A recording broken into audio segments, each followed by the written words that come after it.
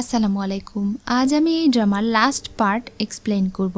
তো চলুন আজকের এপিসোড শুরু করা যাক।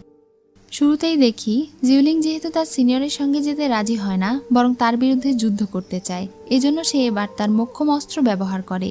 সে রঙেউকে বন্দি করে তার সামনে হাজির করে। যদি তারা ভালোই ভালোই তাদেরকে রাজ্য দিয়ে না দেয়, তাহলে সে রঙেউকে মেরে ফেলবে। জিউলিং তার উপরে ভীষণ রেগে যায়, কিন্তু তবুও সে সৈনিকদেরকে বলে বর্ডার গার্ড দিতে।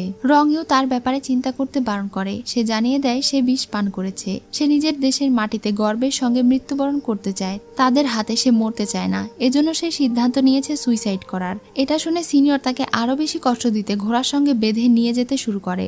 জিউলিং এটা দেখে সহ্য করতে না পেরে চিৎকার দিয়ে ওঠে এবং একাই তাদের পেছনে যেতে শুরু করে।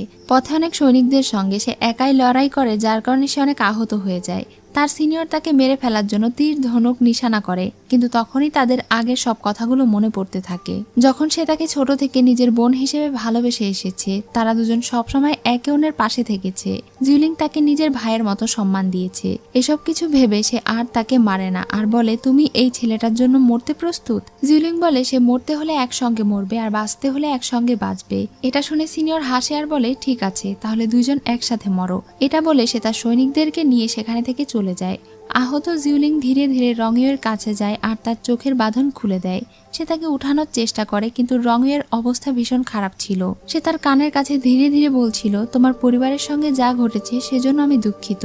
এটা শুনে জিউলিং চিৎকার করে বলতে থাকে তোমার কোনো দোষ নেই, তোমার কোনো দোষ নেই। এরপর সে রঙেউকে বাড়িতে নিয়ে যায় আর তাকে ঔষধ খাইয়ে জাগিয়ে তোলার চেষ্টা করে, কিন্তু ডাক্তার বলে তাকে যদি এখন দুনিয়ার সবচেয়ে বেস্ট ঔষধ নিয়ে এসে দেওয়া হয়, তারপরেও সে 10 দিনের বেশি বাঁচবে না, কারণ তার শরীরের ভেতরে ওই বিষের প্রভাবে অনেক বেশি ক্ষতি হয়ে গিয়েছে। এসব কিছু শুনে জিউলিং ঠিক করে যেভাবেই হোক সে 10 দিনের মধ্যে তাকে সারিয়ে তুলবে। যদিও সে নিজেও আহত ছিল, কিন্তু এরপরেও সে অসুস্থ শরীর নিয়ে রঙেউকে সাথে করে কোথাও যাচ্ছিল।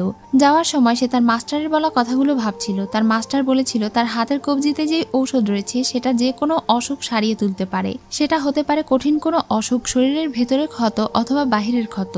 এখন সে রঙেউকে তার আঙ্কেলের বাড়িতে নিয়ে যায়।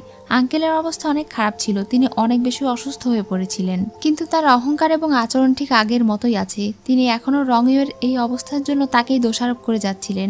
তিনি বলছিলেন তুমি আমাদের পরিবারের জন্য একটা অভিশাপ।